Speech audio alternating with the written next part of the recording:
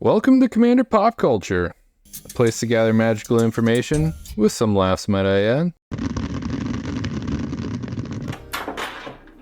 I don't know why EDH recommends that you build frog lists, or I don't know why people are building him as a frog commander. Don't do it. You could do so much more than just a frog list. He is brand spanking new, so maybe that's the reason why. It also could be that Commander is a casual format, and building a frog tribal deck is definitely a very casual way of playing the game. But this is a control list. It's just Sultai good stuff to grind people out of the game with the fun building restriction of this is under $100, and I made it a Karuga companion list, so I'm building it with the restriction of everything costs 3 or more mana.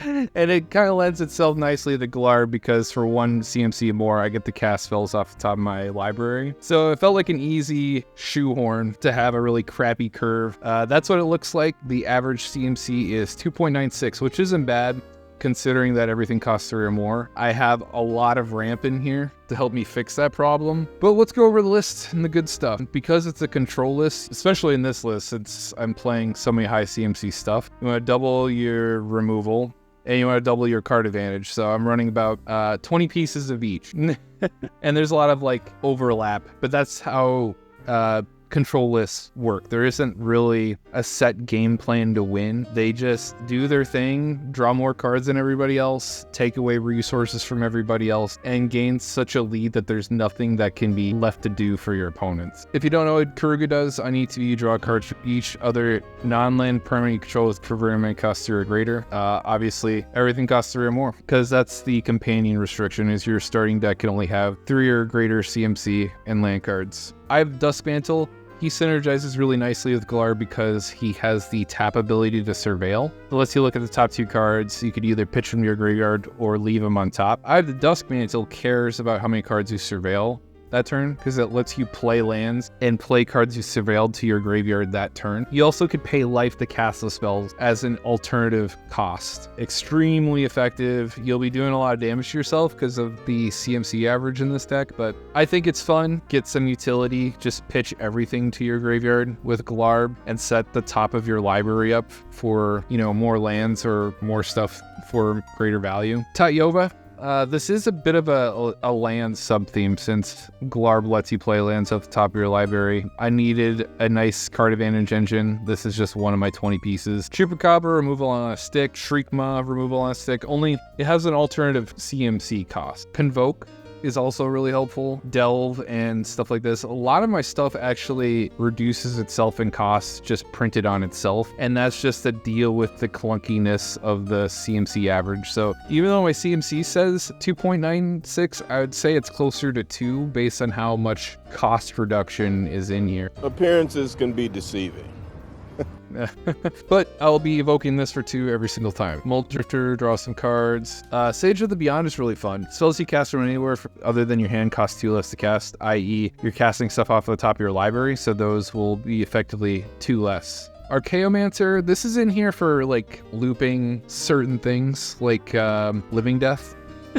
I also have Eternal Witness and the other Witness, just so I can loop Living Death over and over again. If you don't know how that works, is you cast Living Death, you bring back Ewit effect, and then you bring back Living Death, and then you'll always have Living Death in your hand. The next time your board dies, just bring it all back with Living Death.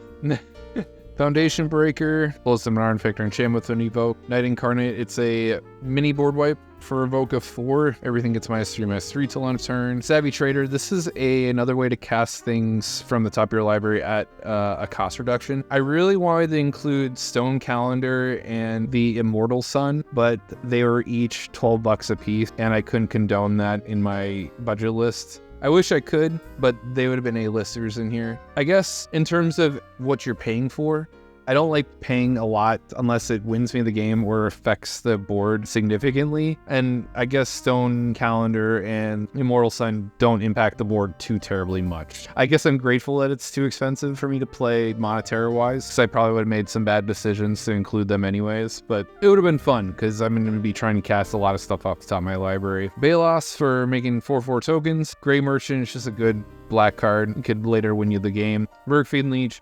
This combos really well with Glarb because you get to untap him on everybody's turn. That means you get to surveil 4 times a revolution. Massacre Worm to clean up tokens and make people lose life for it. Sire Stagnation, this is a good farm card. Whenever someone plays a land, you exile the top 2 cards of their library and you draw 2. Venger's End card, another win condition. Wayward Swordtooth to play additional lands just to get past like.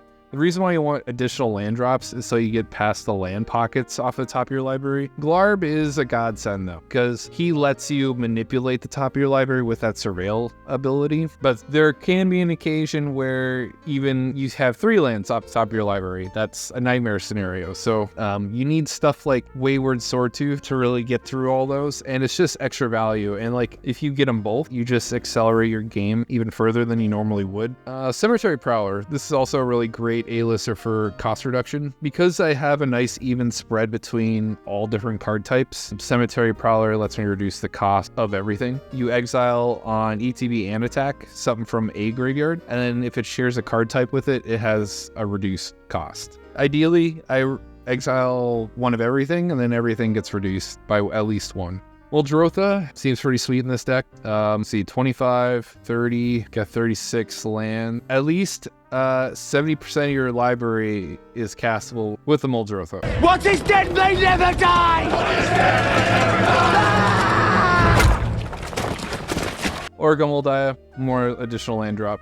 Now for the fun stuff, we got Hex, destroy 6 target creatures. I think this is a weird card because at this point, why not play a board wipe? But I mean, if you want to preserve your own board, then Hex is a great card. I don't have a lot of experience playing this, but like in control lists, you want as many cards that trade 1 for multiple as you can get, and Hex fits that perfectly. And we'll see a lot of these cards that blow up multiple things per card, and that's just so you could keep up having 3 opponents. In 1-on-1, hitting multiple things is pretty devastating. In Commander, it's a lot harder to do, but we're gonna put that to the test. Free running, Glarb has Death Touch, so no one wants to block it anyways. They'll probably just accept their 2 damage, and then you just follow up with the Eagle Vision for an efficient draw 3 cards for 2 mana. I'm also running the one that lets you search for 3 basics and put them into play. Villainous Will to close out games. I'm not a big fan of this card, but I am going to play it anyways. The reason why I don't like it is can only target 1 player with it, and if they concede to this spell, then it goes up in smoke and your other 2 opponents get to keep playing scot-free.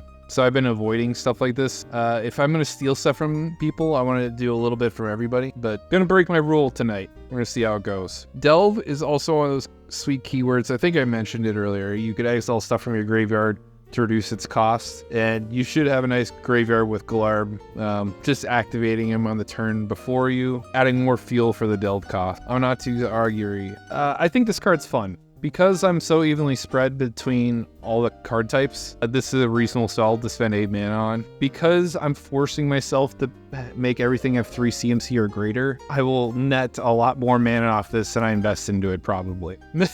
If I'm a betting man. Hopefully I don't hit duplicates of card types because it only lets you play 1 type from each. So I get 1 creature, 1 planeswalker, sorcery, instant, enchantment, land, what have you.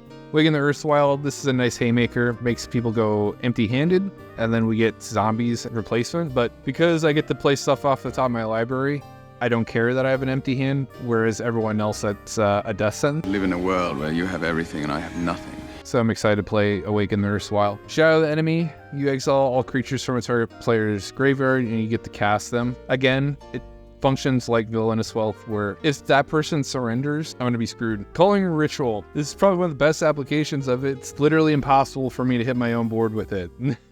But this is nice for dealing with the fast mana stuff, and then I get a green and black for every permanent I blow up. Template Discovery, I needed really efficient ramp spells, and I know for a fact that people can't resist tutoring for a land, so I hopefully get, make a 4-mana investment to get 4 lands. But the correct thing to do is to say no, but I know people on Moto that they don't say no. So I'm always excited to cast one myself, always livid when it's someone else's. Piers Whim, it's both a removal and a ramp piece. Breach the Multiverse, I don't have a lot of experience playing this card. It's very similar to the Primordials. You force everyone to mill 10 cards and then you get a creature planeswalker in the battlefield under your control. Only this is I think a lot more effective in that it also plays with the cards that are already in the graveyard on top of the things you mill, so it makes it quite significantly better. Just nice removal, dig through time for card advantage. Windgrace's Judgment lets you blow up a non-land permanent from each opponent. Sick. My artifacts are just efficient ramp spells and a Champion's Helm to protect my Glarb. Rites of Flourishing, I normally don't go for group huggy kind of cards because it gives everyone additional land drop and additional card per turn, but I feel like I take better advantage of this because I am allowed to play stuff off the top that I break symmetry of this card, which is why I play it. Prison of the Moon to deal with difficult to remove commanders. Pernicious Deed, I like this card a lot in that it kind of functions very similar to Culling Ritual. I should dodge this effect pretty handedly. My CMC is so high. And the rest of this is just for fixing and a Ghost Quarter for blowing up Guy's Cradle kind of stuff. That's the list, so let's play it.